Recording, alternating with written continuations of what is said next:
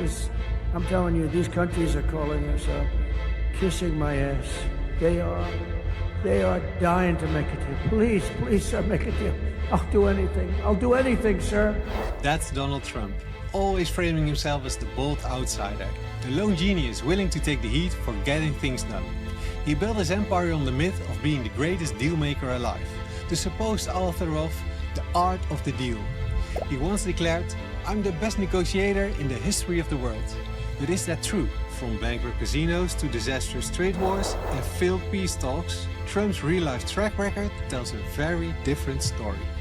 In this video, we break down 25 proven negotiation principles and show how Trump violated every single one. And these aren't just mistakes, they are textbook examples of what happens when ego, impulse and bravado replace strategy, empathy and skill. Let's get into it. You know, I have German in my blood. I'll be there. Would you make a stop on the way to Poland, for example? Mirroring means subtly matching the other person's body language or tone. It's a way to build subconscious trust and rapport. It helps people feel seen and respected. But during his meeting with German Chancellor Angela Merkel, Trump did the opposite. He avoided eye contact. His tone was cold and clipped. His language screamed, "I don't care." Instead of building rapport, he projected superiority. Merkel noticed, and so did the world. The warmth in US-Germany relations faded. And therefore you'll pay a 30%, 35%, or whatever the number is that we determine. Using neutral, agreed-upon standards in negotiations makes your position seem fair, and it builds credibility. It helps reduce emotional flare-ups and brings much-needed stability to complex talks. But Donald Trump consistently disregarded this principle, particularly in his approach to trade and tariffs. He shifted position suddenly and without clear rationale, creating widespread uncertainty. As he proudly stated, "I like to be unpredictable." That unpredictability gave global companies whiplash. The fear of a looming recession began to spread. The damage extended far beyond diplomatic relationships. It hurt American businesses and workers at home, all because stability was sacrificed for shock value. Great negotiators know that preparation is everything. They dig deep into the other side's needs, limits and motivations. This knowledge creates leverage and helps avoid costly mistakes. Trump ignored all warning signs when he financed Trump Taj Mahal with $675 million in junk bonds. Experts had already flagged market saturation, but he charged ahead. The business was built on shaky ground with unrealistic expectations. When revenues disappointed, he had no cushion to fall back on. He ended up surrendering half of the casino's ownership to creditors. His lack of preparation meant he had no leverage when things went south. It wasn't just a financial loss, it was a hit to his credibility. Who needs due diligence when you've got gut feelings? Tonight I can report to the world that the strikes were a spectacular military success. Iran's key nuclear enrichment facilities have been completely and totally obliterated. Empathy is the foundation of meaningful negotiation. Seeing the world through the other side's eyes. In international diplomacy, it's what transforms tension into dialogue and prevents disputes from spiraling into crisis. But in his dealings with Iran, Donald Trump showed a stark lack of empathy. His strategy veered wildly between threats and half-hearted offers to talk. With little sign he grasped Iran's international dynamics or long-standing grievances. This wasn't about finding common ground, it was about asserting dominance. As Trump bluntly stated, "I don't have to be nice to people." That mindset alienated allies and inflamed adversaries. Without empathy, diplomacy gave way to chaos. Iran tuned out, and the US responded by bombing nuclear facilities. When in doubt, bomb it out. Labeling emotions means recognizing and naming what the other person is feeling. It's a powerful way to build trust, reduce tension, and open the door to real collaboration. But during a high-profile Oval Office meeting with Ukrainian President Zelensky, Trump missed the mark completely. Instead of acknowledging Zelensky's concerns, he acted irritated and dismissive. His confrontational tone shut down any emotional connection. There was no effort to understand or validate Ukraine's position. Ukraine needed support. Instead, it got scorn. Without trust, future cooperation became nearly impossible. Feeling feelings is for feelings, people. Obamacare is a disaster. You know it, we all know it. This tactic involves starting with a small ask before going big. It's a classic persuasion move that builds momentum and earns trust over time. Trump bulldozed past his wisdom when he tried to repeal Obamacare. Instead of starting with bipartisan tweaks, he pushed immediately for a full repeal. Moderates were spooked. His own party split into factions. The Senate effort crumbled without a single major win. His refusal to take baby steps meant no steps at all. He burned political capital fast. And the whole strategy collapsed under its own weight. Why tiptoe when you can kick the door down? North Korea best not make any more threats to the United States. They will be met with fire and fury like the world has never seen. The ZOPA is the sweet spot where both parties' interests overlap, making a deal possible. Finding this zone is key to realistic compromises and successful negotiations. In nuclear talks with North Korea, Trump took an all-or-nothing approach, demanding immediate, full denuclearization. He didn't explore smaller steps or potential concessions that could build trust. This rigid stance left zero room for negotiation or progress. Talks quickly collapsed without any real movement. By ignoring the possibilities of a ZOPA, he closed the door on diplomacy. This failure set back peace efforts for years. What could have been a gradual path to disarmament turned into a dead end. Active listening means truly hearing what the other side says, both with words and body language, and reflecting it back to confirm understanding. It builds respect and trust. After the 2020 election, Trump repeatedly ignored advisors, judges and legal experts who told him there was no fraud. He refused to absorb their warnings or urgent signals. His stubborn refusal isolated him politically and eroded his legal standing. Instead of calming tensions, he doubled down on falsehoods. His unwillingness to listen fueled anger and division. The tragic Capitol riot on January 6 was a devastating outcome of this breakdown. Active listening might have prevented a national crisis. Volume up, understanding down. Knowing your what-na helps you understand your fallback options and strengthens your bargaining position. It clarifies what you can accept and when to walk away. Trump's trade policies overlook this important concept, especially for companies that rely heavily on imports. Tariffs drove up costs and made supply chains unstable. Businesses faced tighter margins and growing financial pressure. Many struggled to find alternatives, and some even went bankrupt. His failure to prepare a what-na left US businesses vulnerable and exposed. This oversight weakened the whole strategy. Tariff roulette, spin the wheel and hope.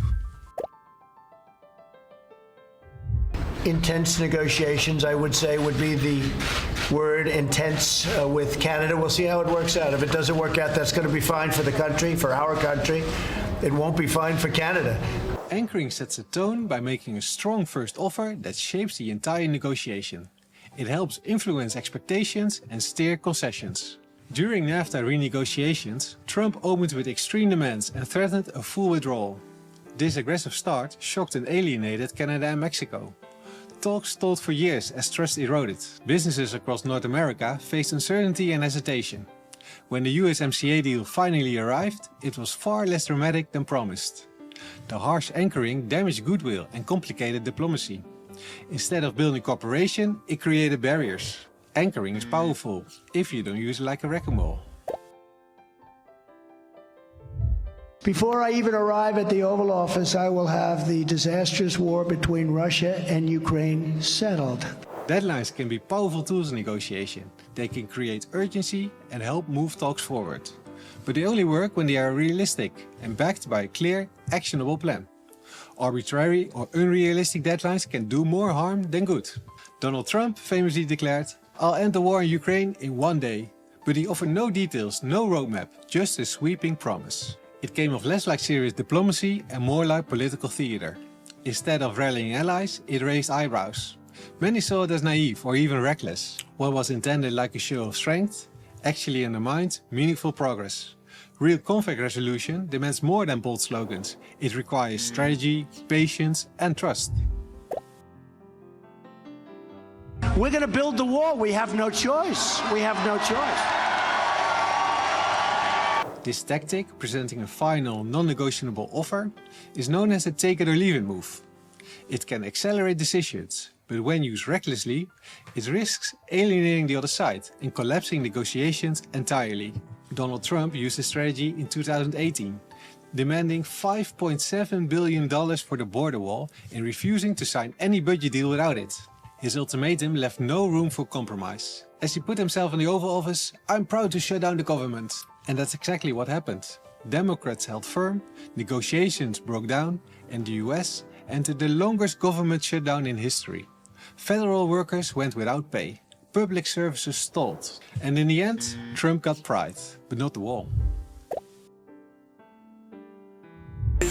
That have been fighting so long and so hard that they don't know what the they're doing. Do you understand that? Brainstorming means coming up with many creative solutions to satisfy both sides and find win-win outcomes. It's crucial in complex talks where fixed positions won't solve problems. After diplomatic talks with Iran stalled, Trump's team chose direct military strikes on nuclear sites instead of exploring peaceful alternatives. This refusal to brainstorm peaceful options raised tensions dangerously.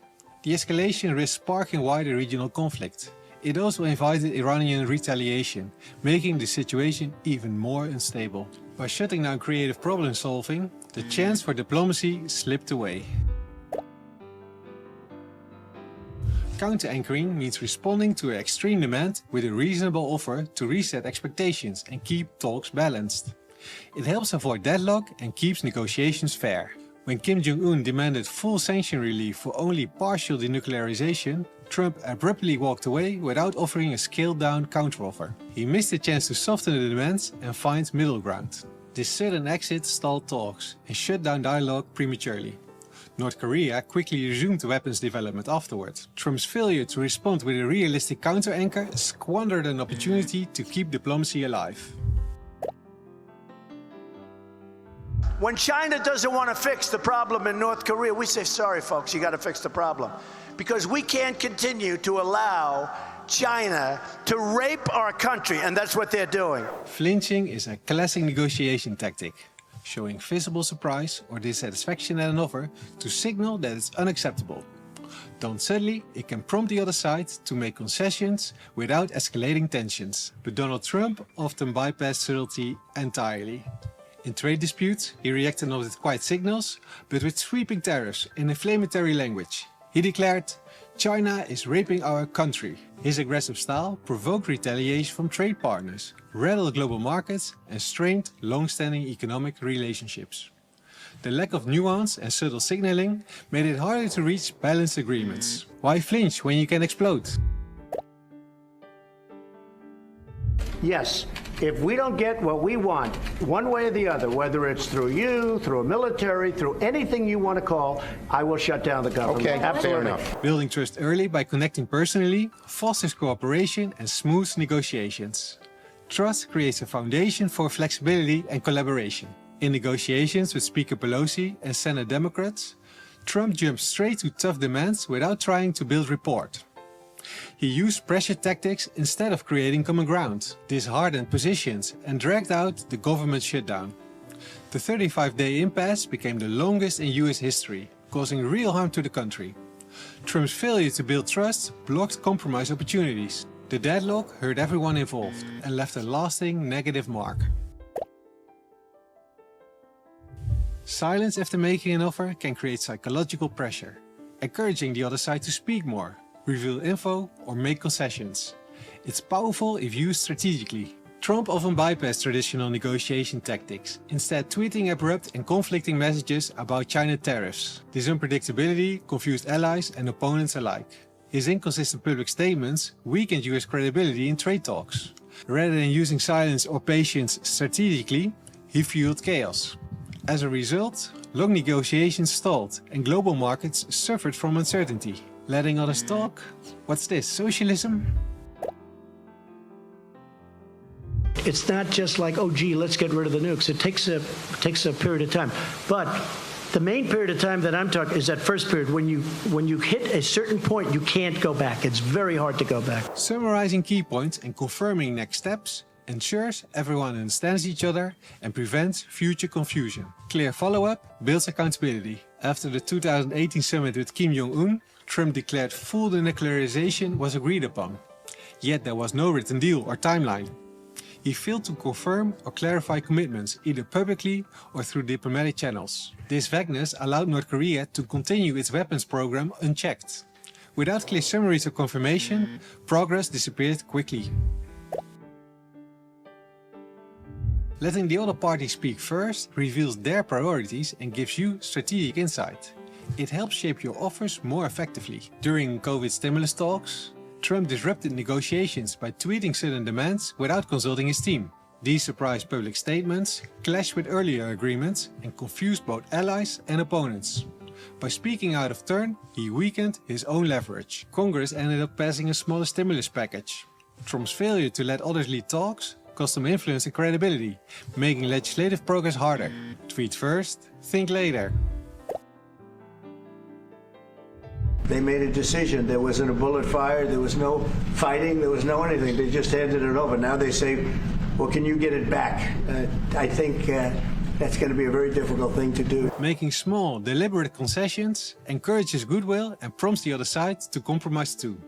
This builds cooperation and moves talks forward. Trump, however, suspended military aid and intelligence support to Ukraine without gaining any concessions from Russia. His unilateral actions hinted at accepting Crimea as Russian territory or blocking Ukraine's NATO membership. This weakened Ukraine's negotiation position and rewarded Russian aggression. Russia saw the US stance as short-term and conditional. And I think we're going to get it. One way or the other, we're going to get it. We will keep you safe. We will make you rich, and together we will take Greenland to heights like you have never thought possible before. Knowing your clear goals before negotiating provides focus and confidence. It helps steer talks toward what you really want. Trump famously proposed buying Greenland from Denmark, but never explained why, whether for military expansion, economic gain, or legacy. Without a clear, persuasive purpose, Denmark rejected the idea outright. When Trump cancelled the state visit in retaliation, relations worsened further. This lack of clear objectives turned what could have been a bold diplomatic move into an embarrassment. Failing to articulate goals weakened the US position and damaged bilateral ties. Buying Greenland? Sure, but why?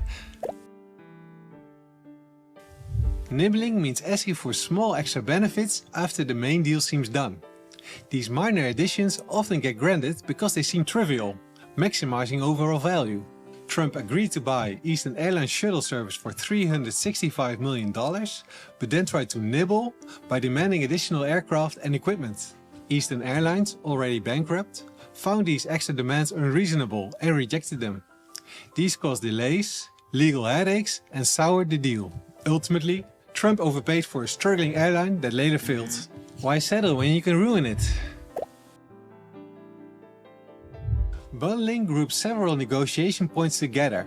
This enables creative trade-offs and creates more value for both sides. Trump repeatedly linked unrelated issues, like immigration policy and budget, to forced concessions.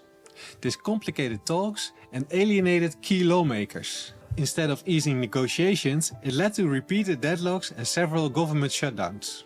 His failure to unbundle issues into manageable parts made deals harder to reach. Bundling should increase flexibility, not cause stalemates. We will have no choice but to totally destroy North Korea. Rocket Man is on a suicide mission for himself. The good cop, bad cop tactic relies on contrast. One negotiator plays tough, the other sympathetic. The goal is psychological. Make the softer offer seem more appealing by comparison, nudging the other side toward cooperation. But in Trump's North Korean negotiations, this tactic was modeled. He swung erratically between extremes, calling Kim Jong-un Little Rocket Man one day and saying, "We fell in love" the next. Rather than playing distinct roles within a coordinated team, Trump embodied both personas himself, often within the same week. The power of good cop, bad cop lies in clarity and consistency, both of which are missing. Trump played both cops and forgot the script. Good questioning in negotiations means asking open-ended, thoughtful questions to uncover the other side's true needs and motivations. It fosters understanding and paves the way for mutually beneficial agreements. But in the 2018 Helsinki summit, Donald Trump missed this crucial step. Instead of probing Russia on election interference, he publicly accepted Vladimir Putin's denials without challenge or follow-up. This failure signaled weakness. Trump said, "I don't need to ask questions, I already know." That mindset limited his insight and control of a critical situation, fueling domestic backlash. Thoughtful questioning isn't just polite, it's essential for uncovering truth and steering negotiations towards success. If negotiation was about who is louder, Trump might have won.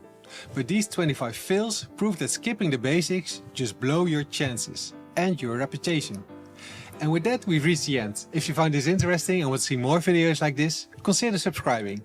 Thanks for watching and see you next time.